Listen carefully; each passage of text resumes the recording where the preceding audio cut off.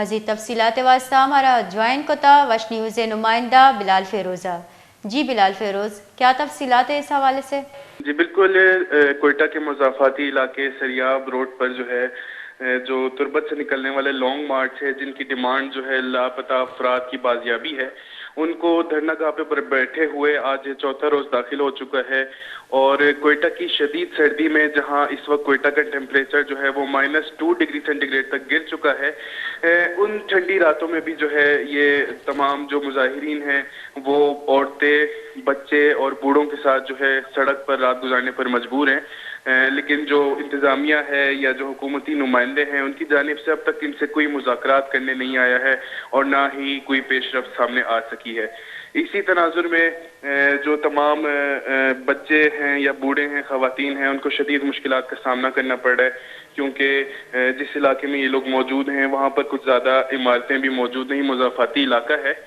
لہٰذا ان کو سہولیات کا بھی فقدان ہے اور ضلعی انتظامیہ کی جانب سے ان کی کوئی ہیلپ نہیں کی جا رہی، نہ ہی کوئی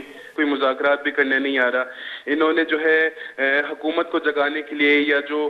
بلوچ قوم ہے اس کو جگانے کے لیے آج ایک شٹر ڈاؤن کی ہڑتال کی کال بھی دی تھی، لیکن اس پر بھی کوئی عمل درآمد نہیں ہو سکا۔ انجمن تاجران کی جانب سے اس کی کوئی حمایت کا اعلان نہیں کیا گیا اور تمام جو دکانیں ہیں وہ کھلی ہوئی نظر آ رہی ہیں۔ اسی طرح انہوں نے جو ہے ایک دفعہ پھر جو بلوچ قوم ہے یا جو عوام ہے کوئٹہ کی، اس کو جگانے کے لیے ایک سیمینار کا انعقاد کیا ہے، جو کہ اب سے کچھ دیر بعد یعنی کہ 2 بجے قریب شروع ہوگا،